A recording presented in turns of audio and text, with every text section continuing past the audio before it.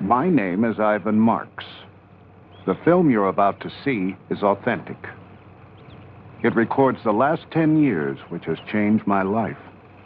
I stumbled on something that I could not believe at first, but soon realized it had significance on me and everyone around me, which could not be ignored or underestimated. The Eskimos call the subject of my story bushman. The Colville Indians of upstate Washington call him Sasquatch. The Hoopas of Northern California call him Oma. But right now, let's just call him Bigfoot.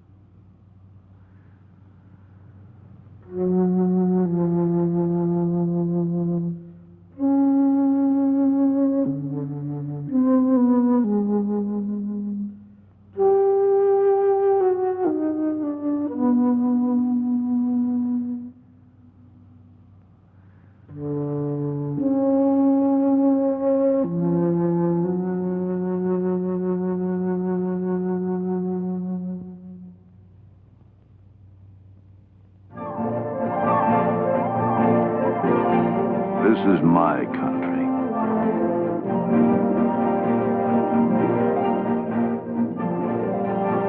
I've spent all my life in areas like this, as close to the animals as a man can get.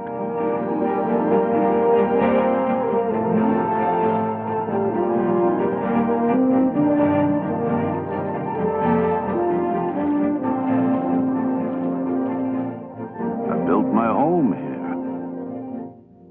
Bear Ranch.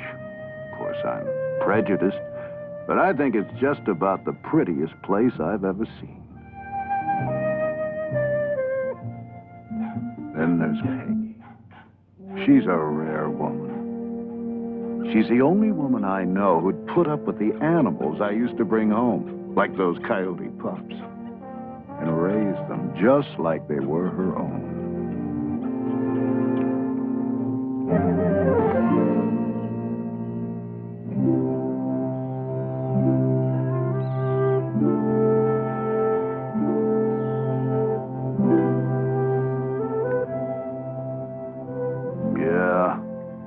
We've shared more ups and downs than there are in the high Sierras.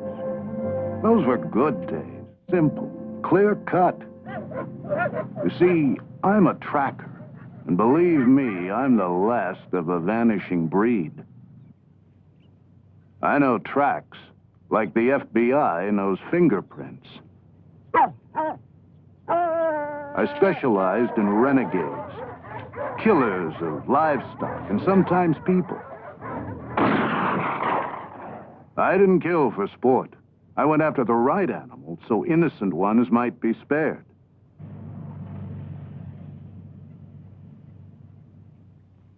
I learned trapping from my dad's shoulders back in Illinois.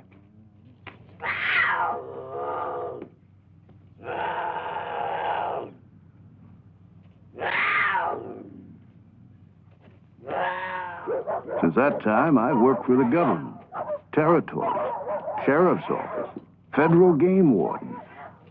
When they had a renegade, they knew who to call.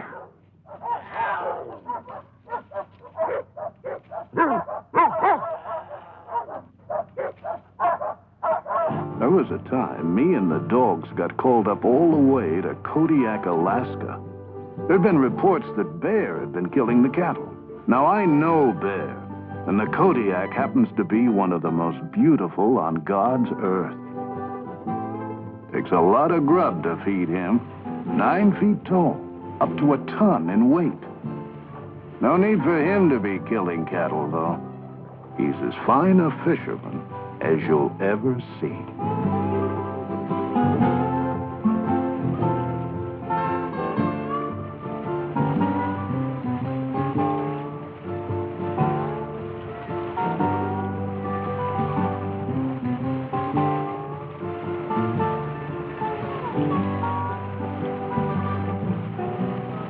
The ranchers were getting $5,000 bounties on these so-called cow killers.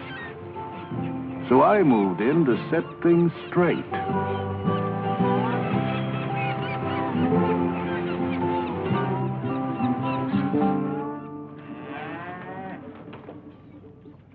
I met a rancher who said it ain't Kodiak killing my cattle. I'd finally found someone I could talk to. He said, Bigfoot. Straight-faced as could be. He said Bigfoot's been killing my cattle. Bigfoot? I checked the carcass and saw the cow had died naturally. The bears just fed on its remains. Found out after the grass was waterlogged. Not enough protein. Cattle died of malnutrition. Kodiak? Bigfoot? People always want their questions answered in such neatly wrapped little packages. Oh, I'd heard about Bigfoot. Some abominable snowman who'd wandered across the Bering Strait before the Ice Age. I couldn't believe a grown man would tell me a Bigfoot was killing him. What a bunch of hogwash.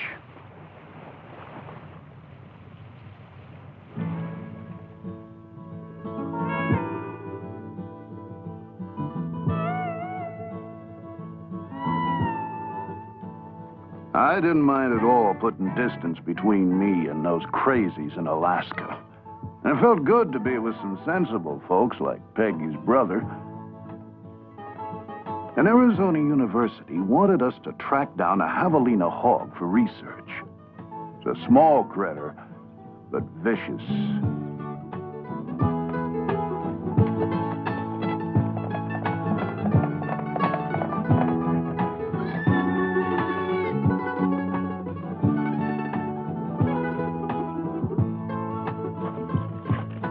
Well, I told my brother-in-law about the wild Bigfoot story at Kodiak, but he didn't respond as I'd expected. He said, "Don't be so quick to make judgments. There's something I want you to see." He took me to what Indians called the land of petrified wood. There, carved in rock, were drawings of a creature with big hands and big feet, exactly as I had heard Bigfoot described. The drawings were 700 years old. They told how creatures the Indians called stickman had come in the night and stolen the Indian children. The Indians abandoned the village in fear.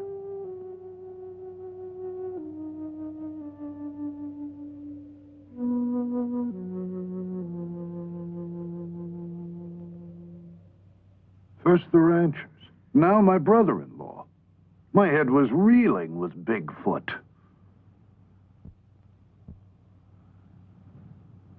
But stories are just so many words. So I soon forgot about him, till I was up tracking a mountain lion. And I found these tracks.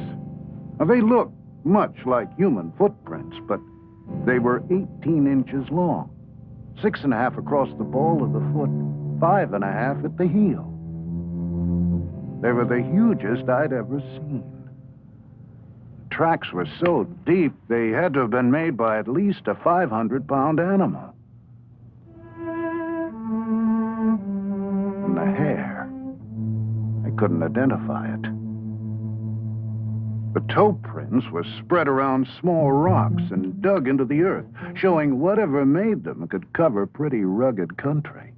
And the stride was enormous, 52 inches in length. Man's only 30. If they were fakes, somebody would have had to drag a pretty big machine over pretty rough country to make them, and they would have left their own tracks. I saw where a creature had stumbled. There was a handprint, but no sign of claws. They were so manlike.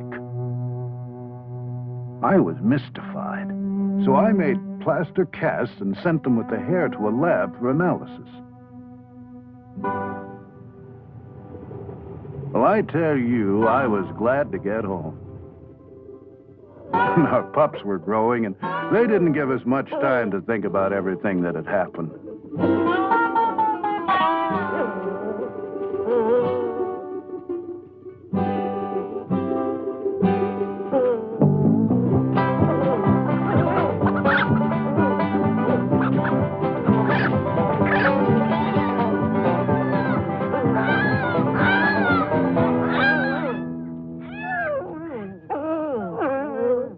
I was called to chase a renegade bear up north. This time, I wasn't so eager to return to the mountains. Tests had shown the hair samples and tracks couldn't be matched with any known animal. I was uncomfortable. The animals were even acting strange.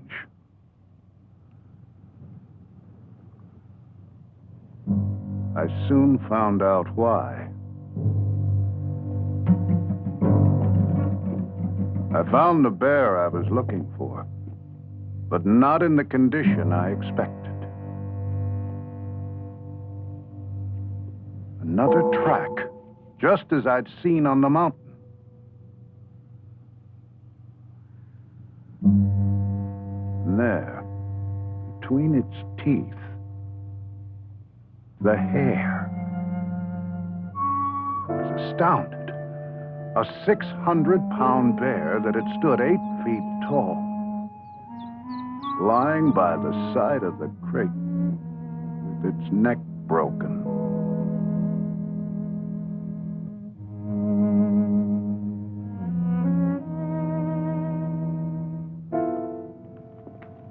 Now, I wanted to find out everything I could about Bigfoot.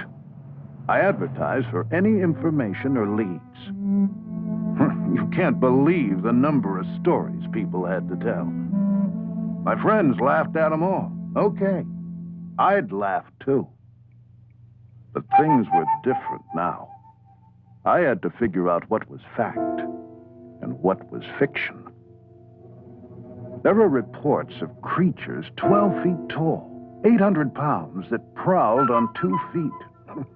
Now that's absurd, scientifically impossible. No creature that size or weight could even stand upright. And as for tracks, you can't imagine the number of kids I found running around the woods making plywood fakes. Tales of hunters being ripped apart, campers kidnapped and never heard of again. But 4 features all the reports shared were the dark hair, the domed head, the large footprints, and the glowing red eyes.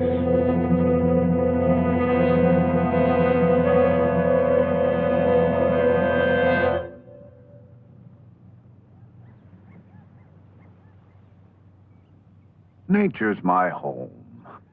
How could some missing link be wandering around up here without me knowing it? It was good to get back in the mountains and visit a couple of my pets. I tried not to think about Bigfoot, but it was tough to shake. It wasn't 2 minutes before my friend had vanished in the wood.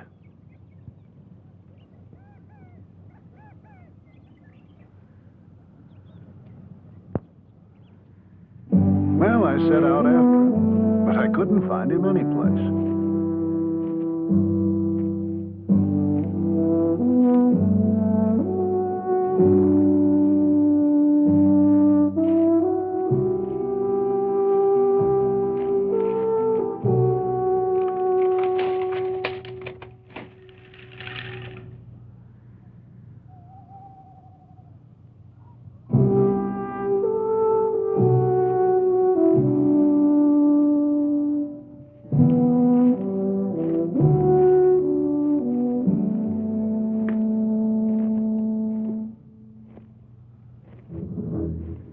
I came to a bridge, and there beside it, another track.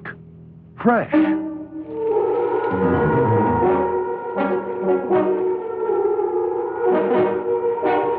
My legs were moving before I realized what I was doing. I couldn't believe what I'd seen. I had to get a closer look.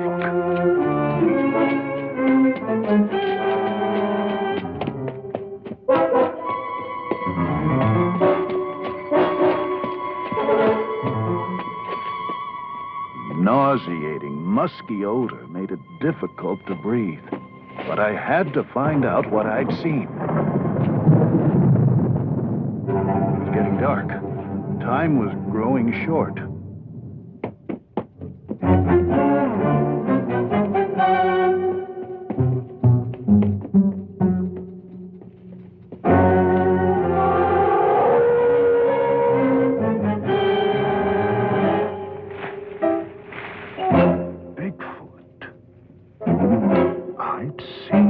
Bigfoot.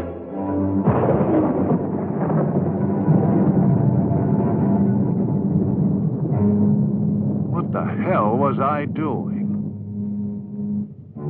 I was here alone, without a rifle, without anyone knowing where to find me. With a 500-pound, 8-foot-tall, vicious creature. I had to get out of here. Get some help.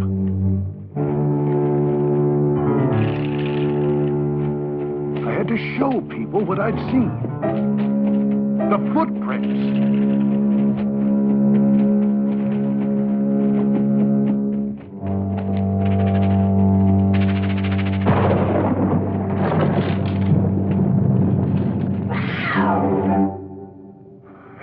Just the cat.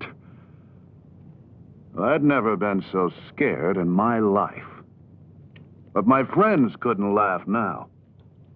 Wait till they saw the tracks.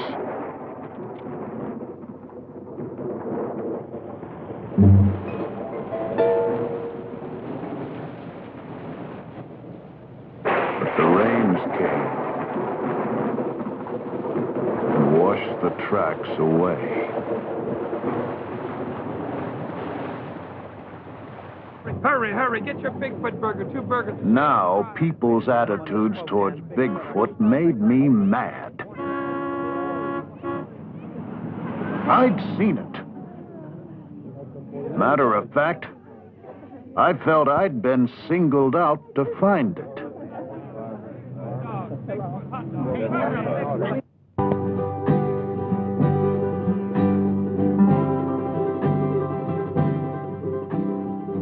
Where do you begin? Jackson Hole, Wyoming. A suspicious set of tracks. I really thought I was onto something. Over 500 on the side of a mountain. The tracks are funny things. The smallest print can melt, freeze, get snowed over. And before you know it, it's gigantic. Here, the supposed Bigfoot was a little old coyote.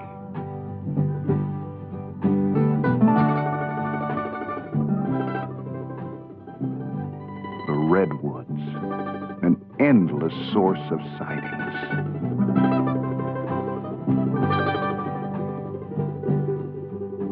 If this creature were here, where did it hide? I searched in the caves formed by the roots of the ancient trees.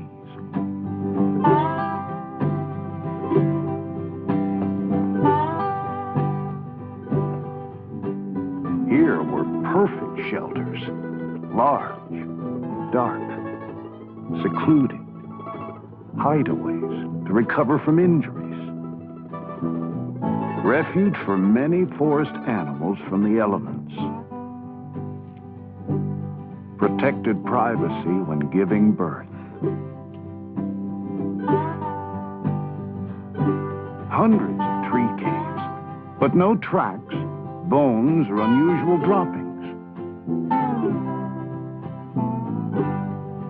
No clues at all. I had to be wasting my time. But there was a statue carved in redwood. Its image was based on hundreds of sightings collected over the years. And it was exactly like the creature I had seen myself.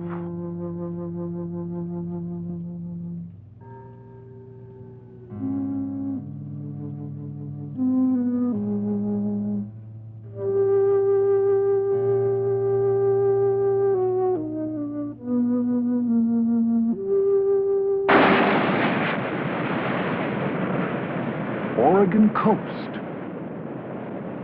Reports of Bigfoot feeding during the run of the nightfish. The shore was secluded. Food was plentiful. It seemed a perfect place for the secretive Bigfoot. So I waited. You don't know what it is to wait till you've been a tracker.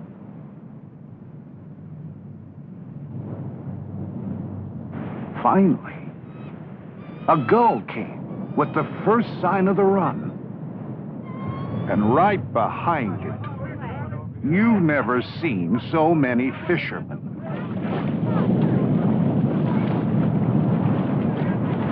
My secluded beach turned into Coney Island. Only way Bigfoot could show up here was wearing swimming trunks.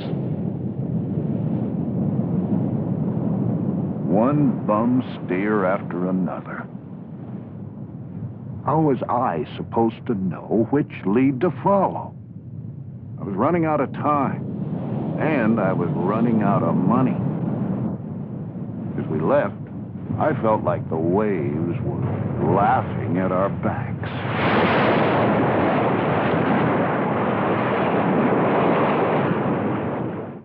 Then came our hottest tip yet. We couldn't turn it down. Snowbird warned us of an upcoming storm, but I was too excited and ignored it. The area was rich with wildlife. And why not Bigfoot?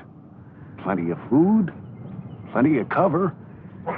This time, remote from man. There it was. My efforts had paid off. And this time, I was ready for it. I wasn't ready to find out it was just a bear staying up past its winter bedtime. What was happening to me? Any Boy Scout knows how people's eyes play tricks on them in the woods. I was like a gun-happy hunter that makes a 10-foot grizz out of a charred old tree stump. Even the snowbird was laughing. And why shouldn't it? Here I was, a grown man running around the woods chasing some fairy tale. I felt like a fool. Well, I was out of patience, and I was out of money. So I took a job up in the wilderness around Bossburg, Washington. Had to photograph a cinnamon bear in its natural habitat. You want a bear? Here's a bear. Piece of cake.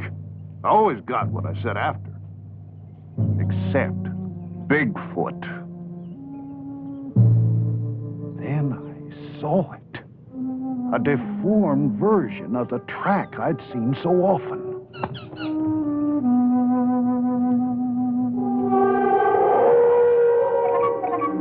There it was.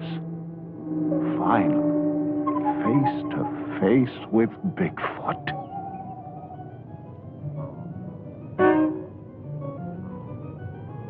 Here was the domed head, just as others had described it. The thick, dark fur to protect it from extremes of weather and allow it to pass unnoticed in the night. I saw it, photographed it, but scientists challenged my film. Yet it stood up under every conceivable test. Some revealed rugged terrain as the cause of the skinned heels, polio as the cause of the limp. But my documented evidence wasn't good enough for the experts. Experts who still asked, how could such a creature survive? Where does it live? Show us its remains. What does it eat? Experts who challenged my word but claimed credit for my film and profited by it on lecture circuits. Well, I didn't care for these people. But I was haunted by their questions.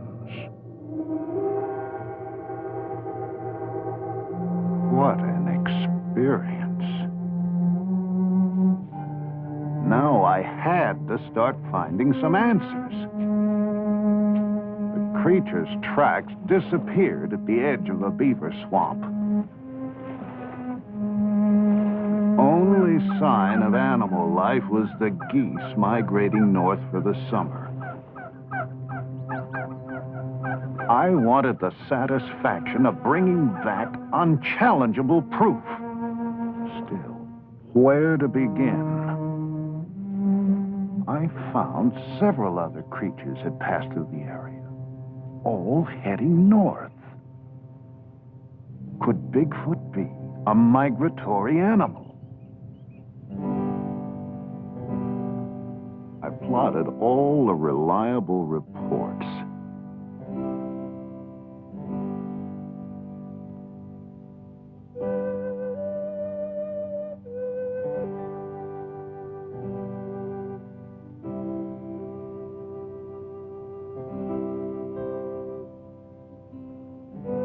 There actually seemed to be a migratory pattern extended over thousands of miles.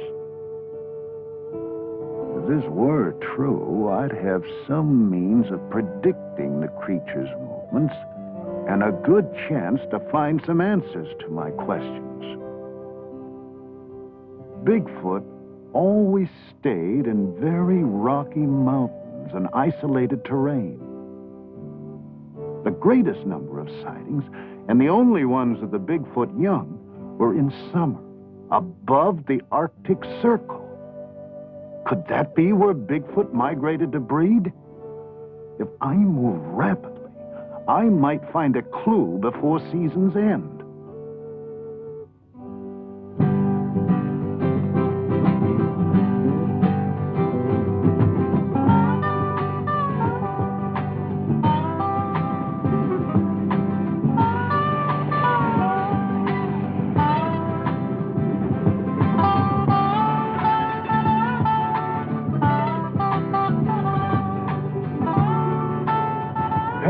Took our camera and planned to document every step we took. The lava beds, Modoc, California.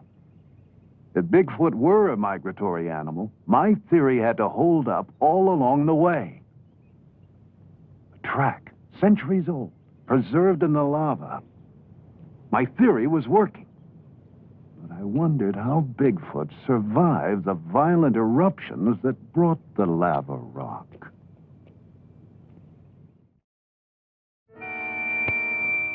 As usual, nature provided me clues. I saw these two little ground squirrels so much in love they took no notice of me or the dangers around them.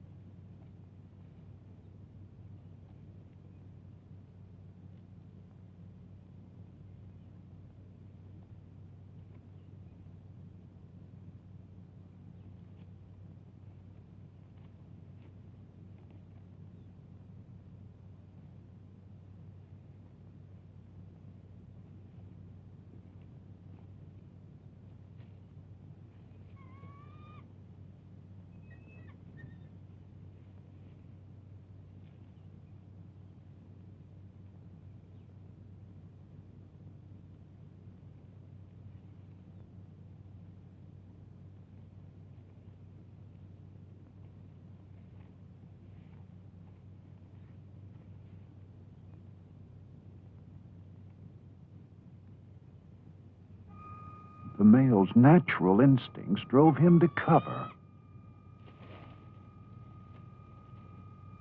These same instincts started up in the wounded squirrel.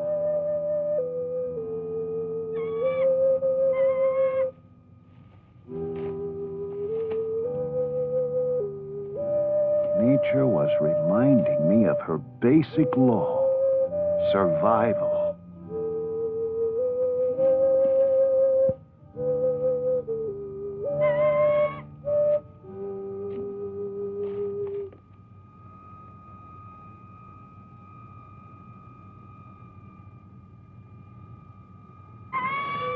This same will to survive must have somehow kept Bigfoot going throughout all these years. But where did the creature go if it were injured? The caves, Mount Lassen.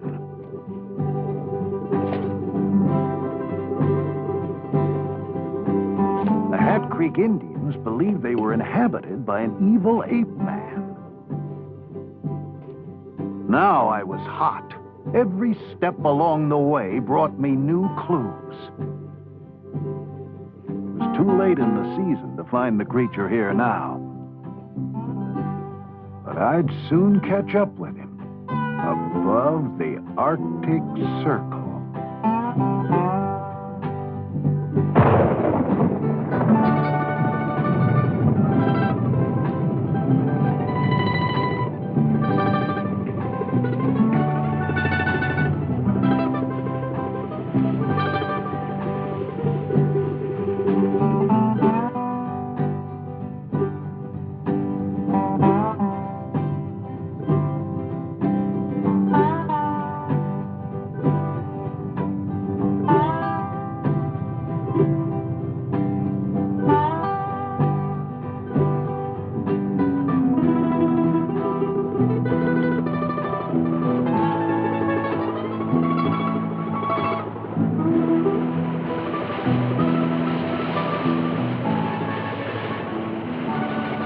Peg and I found the people up north different. They encouraged me, took my search seriously.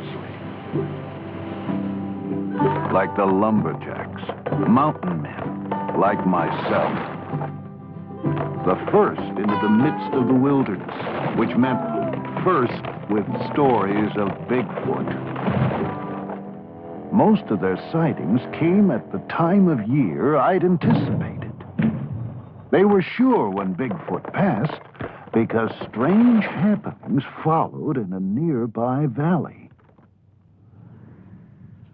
Herds of goats come and perform a ritual suicide. Sure enough, the goats were there, looking as if they were grazing normally, but actually eating pounds of dirt. With one gulp of water, the earth turns to cement, and they die, lying in the shadow of Bigfoot, etched in rock 26 feet high, and the wolf, his only known traveling companion. What went on in this valley Bigfoot passed through went against all the natural laws of survival. And the rock formations, too massive to have been shaped by man, presented another, totally unexplainable, natural phenomena. To those who cried, for Bigfoot to exist goes against every bit of scientific data known to man, I could now say how much more there is to know. I felt close to the adventurers who'd left their calling cards at Watson Lake as they crossed into the Yukon, and even closer to those who'd made a similar journey at the turn of the century, who set out after something they didn't know where to find, but knew was out there someplace. With so many pouring into the Yukon during the gold rush, it's no surprise there'd be such a rich source of stories about Bigfoot.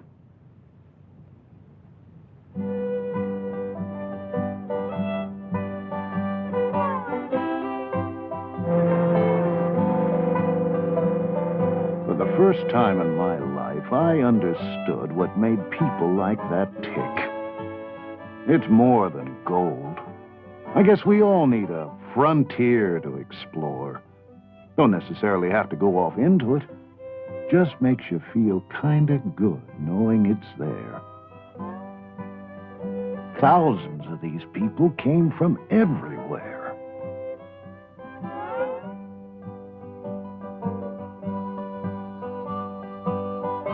Tent cities sprung up where no man had ever even walked. If Bigfoot came here to keep clear of man, its seclusion didn't last for long. Such a rich source of information had to bring new leads. Sure enough, an old miner's story told how the glaciers up there were the burial grounds of the Bigfoot. That would explain why there were no remains. The creatures carried their dead over thousands of miles just to deposit them in crevices that opened up in the spring thaw. Can you imagine?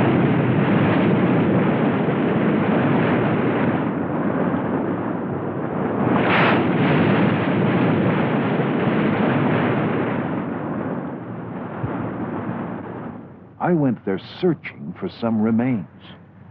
I did find tracks, so I had to be close. I found bones that told many different stories, but none of Bigfoot. The constant movement of the glaciers could either crush the remains or wash them to the sea.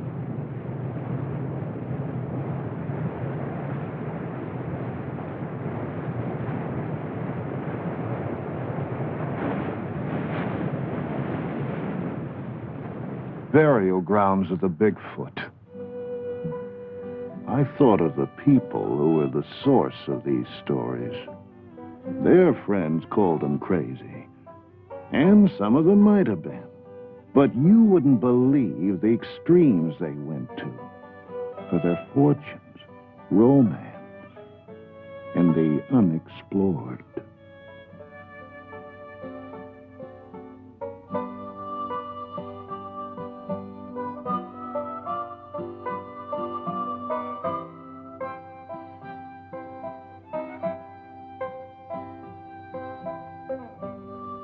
I guess it wasn't so tough to believe Bigfoot could have gone to similar extremes for a far more instinctive, basic drive, as burying his dead.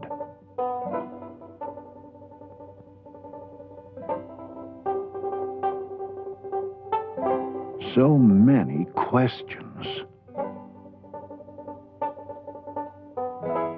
Well, I sure understood what drove those miners as they sailed up the river in pursuit of gold. For I'd soon ride the same river in pursuit of Bigfoot. The miners were gone now, but I knew Bigfoot had to still be around. The frequency of current sightings meant he'd somehow survive the diseases the white man brought into the wilds. The tuberculosis, measles, that wiped out whole tribes of Indians and Eskimos.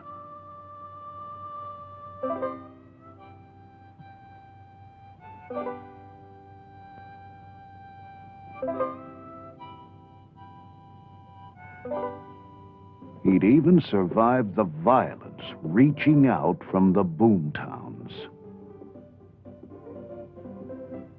Now I understood why Bigfoot steered clear of man. He had to, in order to survive. However vicious the creature might be, I gained a lot of respect for the elusive Bigfoot and its ability to endure. But if we were to find it, we'd have to get to the furthest outpost of civilization.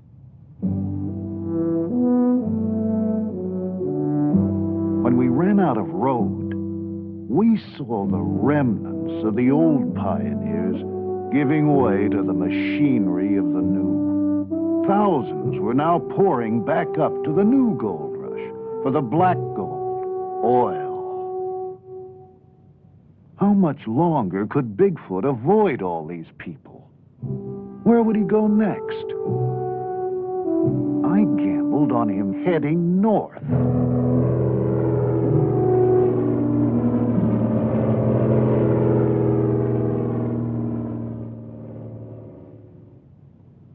Well, traveling had been tough, so we treated ourselves to the fanciest hotel in town. There, Yukon Frida. Her sketches were based on recent sightings and descriptions of Bigfoot from that very area.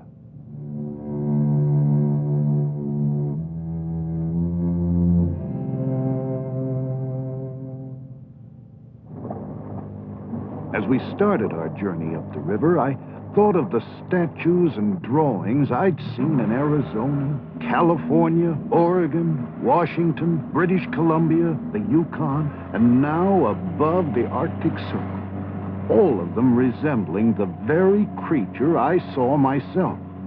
They were too similar, over too vast an area to be coincidental. But these images weren't good enough for the experts below. I still had a lot of questions to answer. There were no grocery stores up here, so we ate off the land or purchased fish from the Eskimos. I knew I could get my answers from these people, 'cause stories of Bigfoot were as plentiful as the food. One man told of the strange day his mother died. In a cabin like this, family and friends gathered to await the passing of her spirit. That night, they heard a soft scratch at the door. There was Bigfoot, chanting in a strange tongue. Everyone was terrified. The spirit of his mother was speaking through the voice of Bigfoot. They must abandon their homes, which they did. The next day, an ice floe changed the river, and waters now flow where the village once stood. I asked to see this area, hoping for a sign of Bigfoot. The man said, if you wish to see the king of the animals, he breeds in the mating grounds of the Alaskan moose.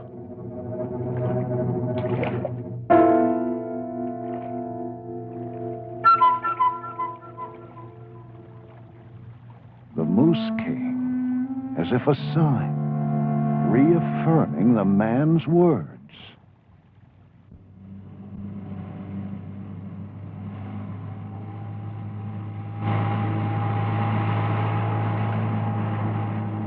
Up the river by a salmon wheel, a lone Eskimo greeted us with the words, "Bigfoot is not here." How did he know what we were after?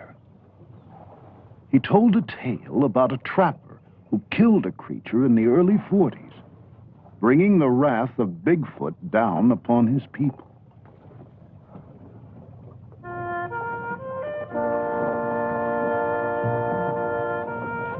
He said, one night I was caught out on the trail with only a few minutes of twilight left. The lights began to shine in the sky. They were bright. Traveling was good. Then the snow turned red. To the north, south, east, and west, rivers of blood flowed across the sky and down into the snows. It seemed to be the last day of the world. Bigfoot was punishing us for bringing it sorrow. But then, the good white light rose from the north. What followed was a battle of 1,000 warriors. The white light was the spirit of Bigfoot, left to die by the trapper. It returned in the form of a white raven to protect us from the red wrath of its grieving brothers. If you travel the river, you may see him. And if you do, he will bring you luck.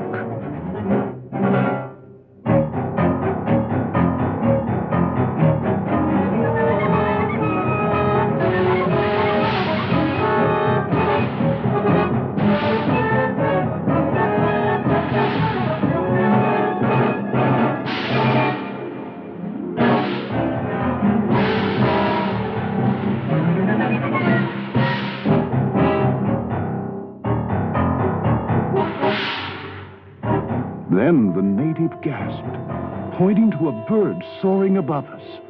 The legendary white raven. The fisherman said, "Bigfoot smiles upon you. You will bring word of him to the people below."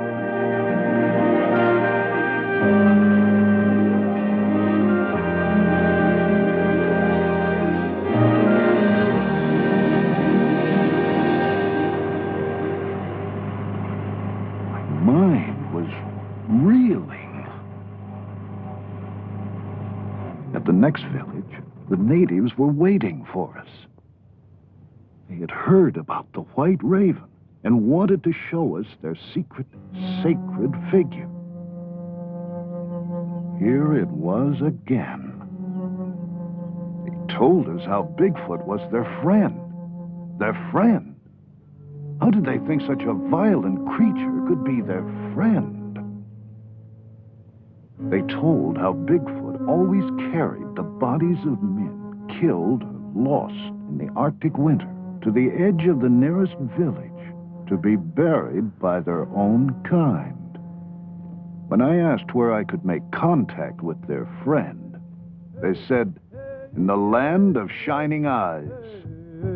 But they warned me not to violate Bigfoot's domain. I reminded them of the white raven.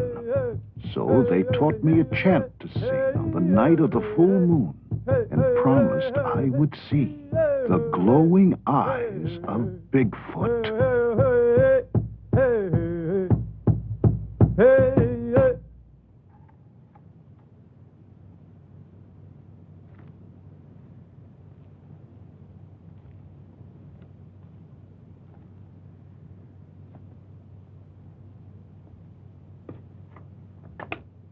Well, I wasn't going to have a thing to do with any chanting. So I set up walkie-talkies 300 yards from the tent to monitor any movements on the tundra during the night. At the first sound, I'd have a jump on the creature.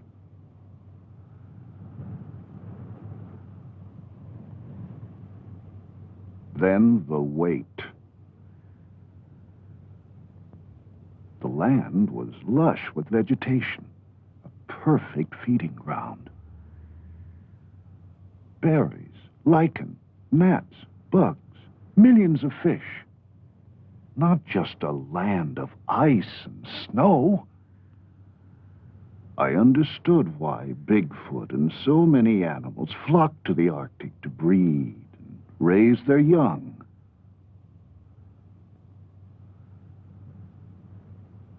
But this land was strangely silent. Where were the animals?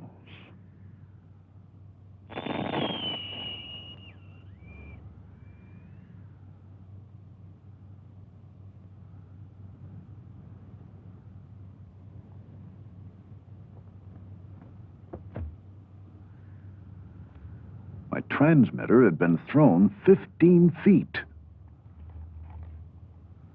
And the tundra held no tracks. Days passed. I felt like a fool, but now I'd go to any ends to conjure up the creature.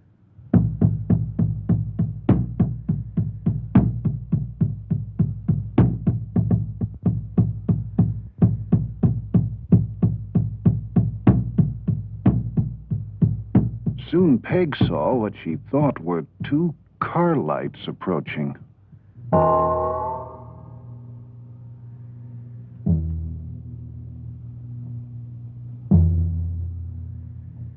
I was caught in the darkness, but Peg guided me toward the lights.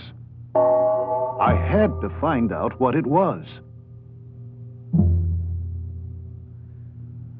Then we realized they were the shining eyes. This time, I couldn't let Bigfoot escape.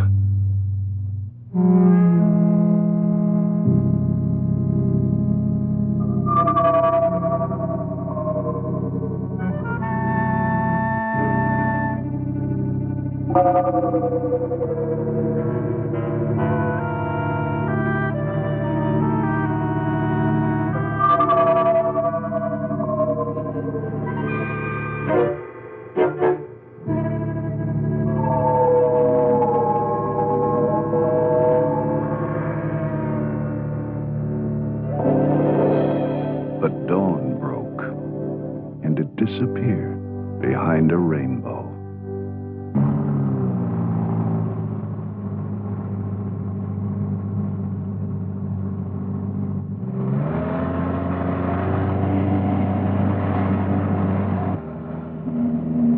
This was too much. I felt like I was coming apart at the seams. Here I was, an experienced mountain man all my life, acting like a spooked tenderfoot. I still had 1,000 questions, and so few answers. I couldn't concentrate. My head was spinning with tall tales and folklore. I no longer knew what to believe. I had to get away from the others and be by myself.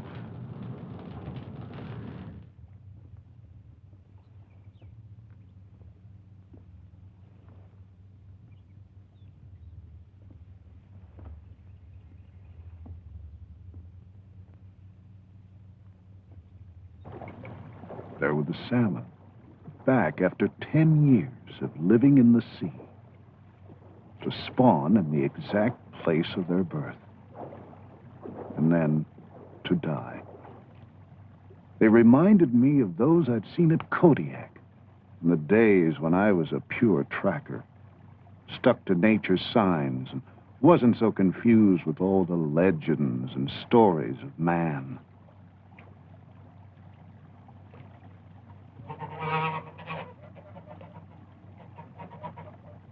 And there were geese. My first clue to Bigfoot's migratory pattern.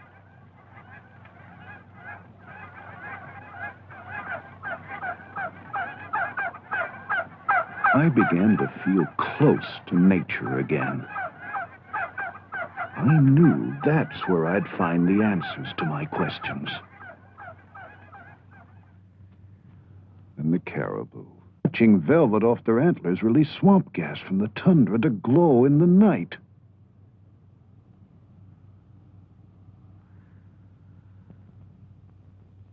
Then I saw what must have been the monarch of the North. I was terrified. It could crush the likes of me with one swoop. But it was the most magnificent animal I think I've ever seen. He didn't seem to notice me as he made a clearing. He sharpened his horns as if to prepare for combat. I thought he'd come for me now. Instead, he dug a pit and marked it with his scent.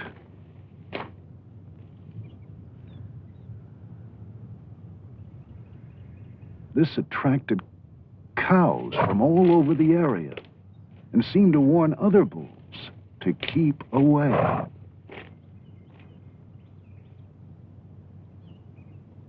The cows declared themselves his by covering themselves with his scent. I'd made it. The mating grounds of the Alaskan moose, where no man had ever been before, and possibly the breeding grounds of Bigfoot. Some young bulls seemed a little overeager and found the monarch defending his territory against all intruders, while others waited for the right moment to move in.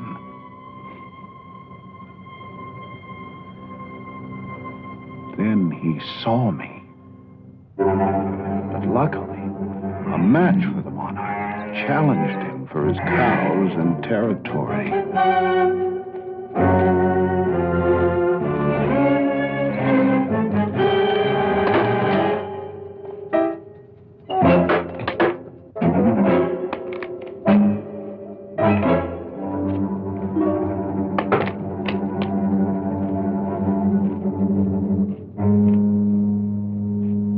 Those who'd waited now moved in. While the bulls were fighting, nature made sure there'd be a good crop of calves come spring.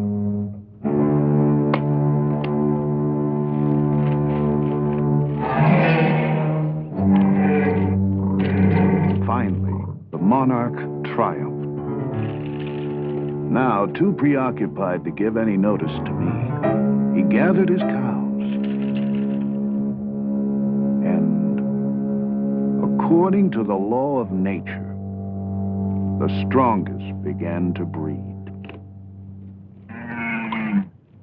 I was deeply moved by what I'd seen, but still, no sign of Bigfoot. The salmon lay dying in the streams, signaling the end of the breeding season. Time was running out, so we took to the air.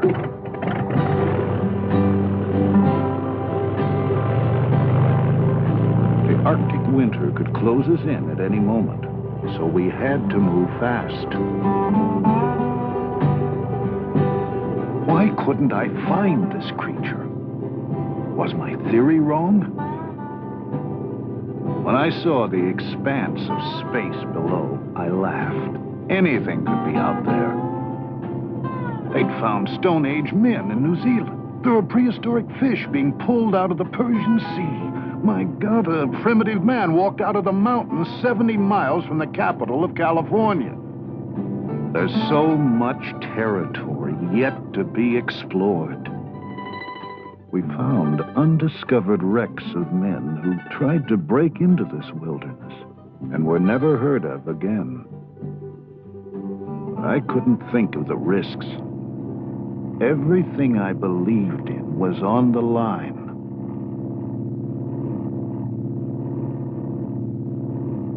Suddenly, the pilot whipped around. There he was, a young Bigfoot, frozen like a tree.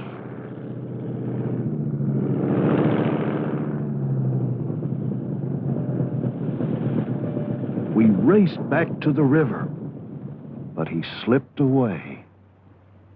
Seeing the young Bigfoot confirmed my theory. I could now roughly predict the creature's movements. The crew celebrated the sighting, but it wasn't enough for me.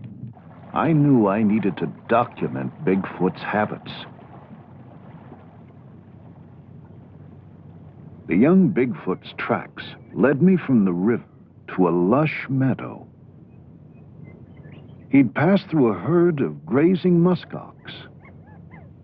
I wondered what Bigfoot fed on. Maybe he ate vegetation too. Or fish. I'd seen him by a river. Of course, he could have been cleaning himself. Or drinking. Of course, he could be a predator. One of these oxen had lasted him half the winter. Bigfoot's behavior still held many mysteries. But now it was just a matter of time before I solved them. Sun up. Yeah, early start. So let's see if we can get the ball.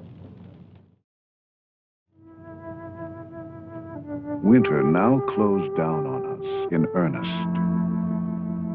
We were forced to move south, just like the animals.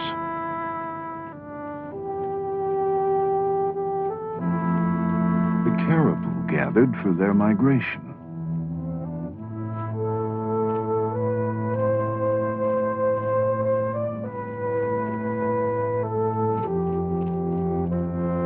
a source of food for all the meat-eating animals that followed.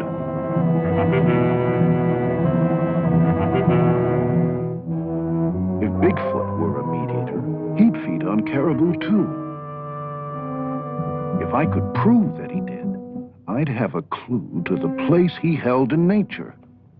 If I could film it, I'd have the kind of documentation the experts demanded. Whatever his habits, I knew the road would be paved with danger.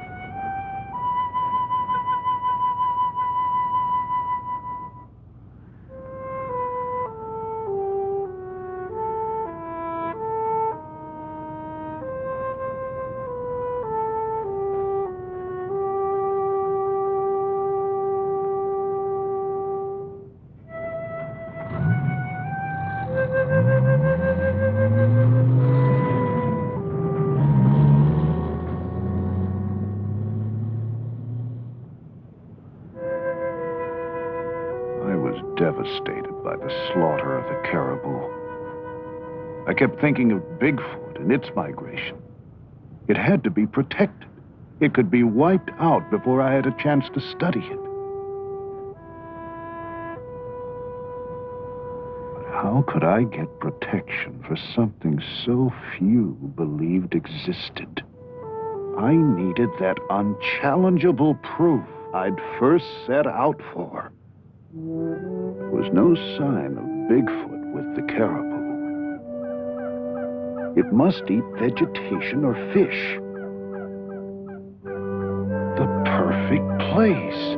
Beaver Swamp in the spring.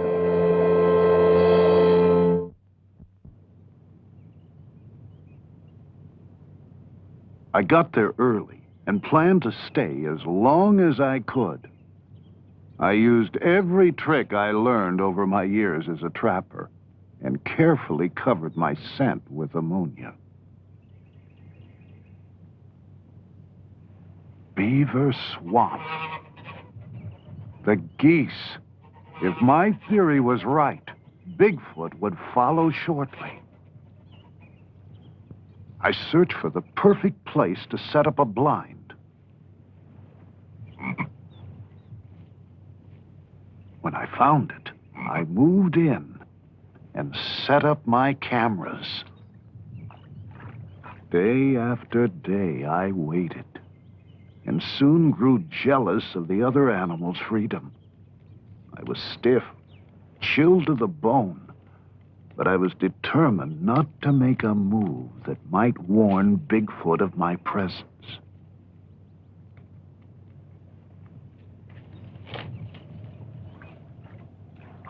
What if he didn't come?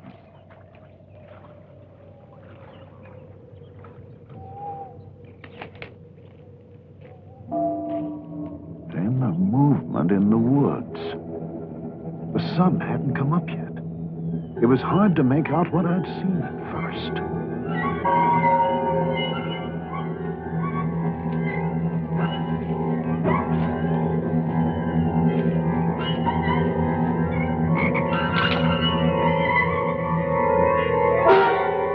There he was, Bigfoot, standing no more more than 100 yards from my blind.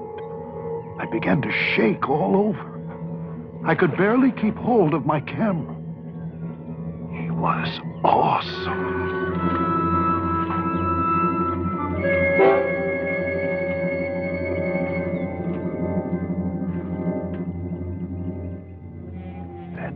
Behind me, another one, smaller, possibly younger. How many of them were there? Was I surrounded? They were the most extraordinary creatures I'd ever seen. I now knew why the Eskimos called Bigfoot the king of the animals.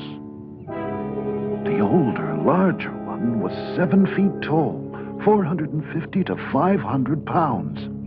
His domed head and long dark hair, just like the other creatures I'd seen. His odor was overwhelming, the same thick, musky scent that first led me to Bigfoot so long ago. The young one was no more than 5.5 feet tall, 250 pounds. If my guess was right, probably on its first trip away from its northern breeding grounds. He'd probably never seen a man before. If he saw me, he could panic and attack. Then I looked around and realized the other animals were carrying on normally. If danger was around, they would have fled.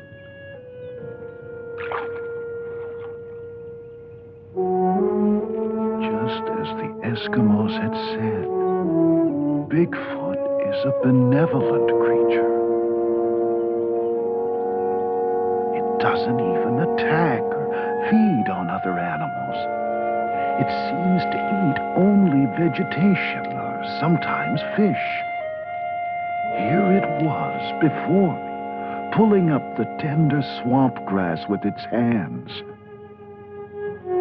Remarkable huge hands that seemed capable of grasping, scooping up drinking water, and splashing to rid itself of parasites. I'd done it. Here I was again with Bigfoot. Unchallengeable proof my theory had worked. It is a migratory animal, and I now have the documentation of its habits I needed. Now we can begin to understand the place this creature holds in nature.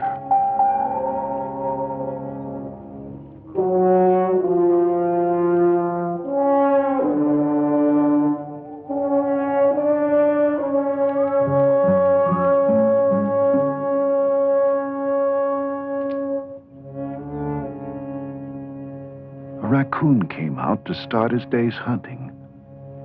I knew the nocturnal Bigfoot would soon return to the cover of the forest.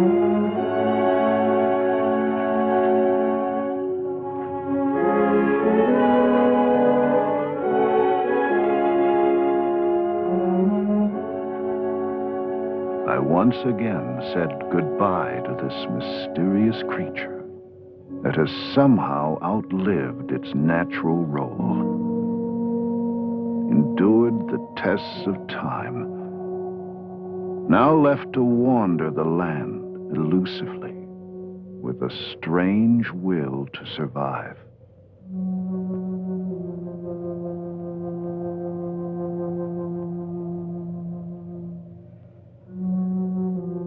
Oh, I still have plenty of questions, and I'll continue my search for the answers now.